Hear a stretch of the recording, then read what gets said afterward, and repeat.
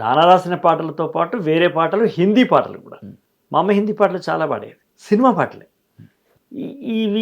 వీటి యొక్క అర్థాలు మా అమ్మ చెప్పేది. మా అమ్మ పెద్దగా చదువుకోలేదు, కానీ ఆమెకు హిందీ వచ్చు, మరాఠీ వచ్చు, తెలుగు వచ్చు.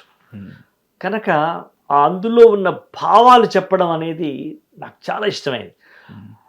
రాతే హుయే అంధేరీ తుమ్ చాంద్ బర్కే ఆనా, రాతే హుయే అంధేరీ, ఇలాంటి పాతకాలం సినిమా పాటలు ఆమె అద్భుతంగా పాడుతుండేది అన్నమాట.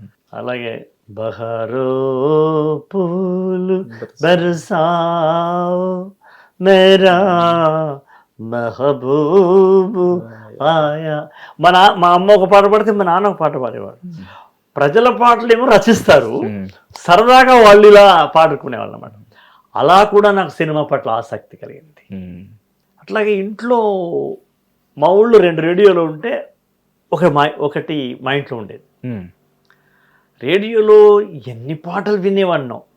నేను స్టేషన్లు మారుస్తూ రోజు 40 పాటలు వినిపించేవాడిని మా అమ్మకి.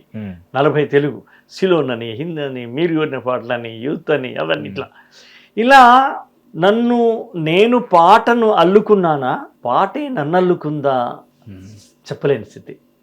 కానీ ఇద్దరం మాత్రం ఒకరికొకరు అల్లుకోవడం జరిగింది. మా ఇంట్లో పిల్లలందరికీ, తమ్ముళ్ళకు, చెల్లెలందరికీ, మా చెల్లె కూడా చాలా బాగా పాడుతుంది. కానీ వాళ్ళు అదే ప్రాణంగా వాళ్ళ జీవితంలో కొనసాగలేదు. వాళ్ళ పెళ్లి కాగానే వాళ్ళ జీవితం వేరైపోయింది, వాళ్ళ బతుకు, వాళ్ళ జీవితం అంతా. మా తమ్ముళ్ళు కూడా అంతే, ఎవరి అట్లా అయిపోయింది. బట్ నేను పాటను వదులుకోలేకపోయాను.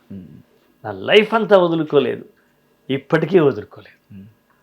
కన్ను మూసేదాకా పెన్ను మూసేదిలే, పెన్ను మూసేదాకా కన్ను మూసేదిలే. అద్భుతం. అమ్మే మొదటి గురువు, అమ్మే మొదటి శ్రోత కూడా మీకు. నాన్నకి నాకు మొదటి శ్రోత అమ్మనే. అమ్మే మొదటి కళాగురువు కూడా మీకు. అంటే మీరు అన్నారు ఇందాక ఒక సందర్భం, ఇంట్లో ఏదన్నా బాధపడాల్సిన సందర్భం వస్తే ఆ స్పేస్ లో కూడా, ఆ సైలెన్స్ లో కూడా పాటతో నింపేవాళ్ళు. పాటతో బాధని కాస్త సంతోషంలోకి మీరు ట్రాన్స్ఫర్ చేసేవాళ్ళు మొత్తానికి. నేను నమ్మేది ఏంటంటే కవిత్వం కానీ, రచన కానీ, కళ కానీ, అంటే ఈ విషయంలో ఉన్న ఎన్నో ప్రొఫెషన్స్ ఏవైతే ఉన్నాయో అవి ఒక మనిషిని ఎంచుకుంటాయి వాటంతలో అవి అని బాగా నమ్ముతాను. అక్షరం అనేది ఒక మనిషిని వెళ్ళి నేను ఇతనితో ఉంటాను అని చెప్పేసి అతన్ని హత్తుకుంటుంది. ఆ తర్వాత అది విడుదలైన బంధంగా తయారవుతుంది. మీ ఇంట్లోనే మీరు 5 వాళ్ళందరూ వేరే వేరే ప్రొఫెషన్స్ లో ఉన్నా, మీకు ఎన్ని ఒడిదుడుకులు వచ్చినా మీరు మాత్రం అది వదలలేదు. నేను వదలలేదు. మీ అందమైన బాల్యం గురించి చెప్పారు. ఆ తర్వాత ఇంకా దైనందిన జీవితంలో మనందరం సంపాదించుకోవాలి కాబట్టి, ఏదో ఒక ఉద్యోగం చేయాలి కాబట్టి, మీరు ఇష్టంగానే మీరు ఒక మనుషులకి పాఠాలు చెప్పే ప్రొఫెషన్లోకి మీరు వచ్చారు మొత్తానికైతే. అక్కడి నుంచి అక్కడ మొదలుపెట్టిన మీరు ఇప్పుడు కొమరం భీముడోకి అవార్డు రావడం కానీ, మీ అంటే తెలుగులో వచ్చిన 3వ నేషనల్ అవార్డు తెలుగుకి అది మీదయ్యండి. అది కూడా శ్రీశ్రీ గారు రాసిన పాటను ఏదైతుందో దాన్ని ఛాయల్లో వచ్చిన ఇంకో పాటగా మీరు తీసుకుని ఇక్కడి వరకు పల్లవిగా తీసుకుని ఇక్కడి వరకు ఆ రోజు మీరు తీసుకున్న ఆ డెసిషన్కి ఇక్కడి వరకు మీరు వచ్చిన మీ ప్రయాణాన్ని మీరు ఎలా చూస్తారు? వెనక్కి తిరిగి చూసుకుంటే ఒక అద్భుతంలా కనపడుతుంటుంది కదా. మా నాన్న చెప్పేవాడు, మహేష్, మన పాటలు ఎలా ఉండాలి అంటే, మనం కొన్ని మైళ్ళ దూరం నడిచిన తర్వాత వెనక్కి చూసుకుంటే మనం రాసిన పాటల్లో కొన్నన్నా జెండాలా ఎగురుతూ ఉండాలి అనేవాడు అనమాట. వెనక్కి తిరిగి చూస్తే మనం 1000 పాటలు రాస్తాం, కానీ ఒక 100 పాటలన్నా ఒక జెండాలాగా అక్కడ నాటుకొని ఉన్నట్టుగా ఉండాలి. అప్పుడు మన జీవితం సార్థకం అని చెప్పేవాడు నాన్న. అది నేను ఎప్పుడు మర్చిపోను.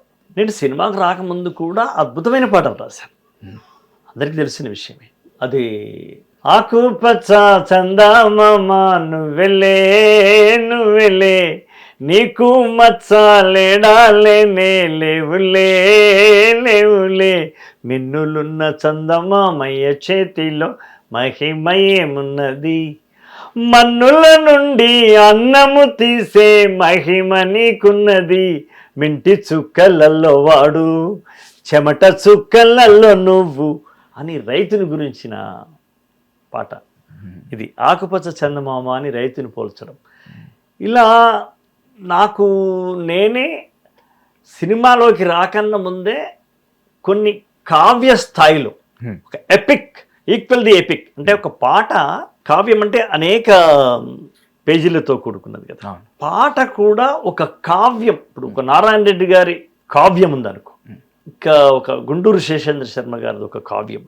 కావ్యాలకు ఒక గణనీయమైనటువంటి స్థానం ఉంది మొత్తం సాహిత్య చరిత్రలో. అది మన చరిత్ర కావచ్చు, ఇంకా వేరే ఏదైనా కావచ్చు, మన చరిత్ర కూడా కావచ్చు. అయితే పాట కూడా ఒక శిల్పంలా ఎందుకు ఉండకూడదు? సీజనల్ పాటల్ని నేను పెద్దగా ఇష్టపడను. అంటే సీజనల్ పాట రాయరా అంటే రాస్తాం, సీజనల్గా రాస్తాం. ఏదైనా ఒక ఇష్యూ వచ్చింది, ఒక కరెంట్ ఇష్యూ వచ్చింది, పాట రాస్తాం. But it is not eternal. అది ఆ సందర్భంలోనే ఒక జ్వాలలా ఎగుస్తుంది, మళ్ళీ లీలగా అది దూరంగా అలా అలా అలా వెళ్ళిపోతుంది. హిట్ టీవీ యాప్, ఇందులో short news, live news, entertainment shows, movies, digital magazines తో పాటు మీ జిల్లా వార్తలను కూడా ఫ్రీగా చూడొచ్చు. ఇంకెందుకు ఆలస్యం, వెంటనే హిట్ టీవీ యాప్ ని డౌన్లోడ్ చేసుకుని ఫ్రీగా ఎంటర్టైన్మెంట్ పొందండి. Hit TV app. Hit TV app. Please download hit TV app. Hit TV app ని ఫ్రీగా డౌన్లోడ్ చేసుకొని ఎంజాయ్ చేయండి. మీకు నచ్చిన ఎంటర్టైన్మెంట్ కోసం హిట్ టీవీ యాప్ ని ఫ్రీగా డౌన్లోడ్ చేసుకుని ఎంజాయ్ చేయండి. హిట్ టీవీ యాప్ ని డౌన్లోడ్ చేసుకుని ఆస్వాదించండి, ఆశీర్వదించండి. ఇంతమంది సెలబ్రిటీలు హిట్ టీవీ యాప్ ని డౌన్లోడ్ చేసుకోండి అని చెప్తున్నారంటే ఎంత మంచి యాప్ ఆలోచించండి. అమెరికా అమెరికా అమెరికా అమెరికాలో చదవాలనుకునే వాళ్ళకి విశ్వసనీయమైన పేరు మన శౌర్య కన్సల్టెన్సీ. UK లో 1 year masters. UK లో 1 year masters. 2 years work permit up to 5 years visa. Contact Saurya Consultancy. Contact 89851 89851.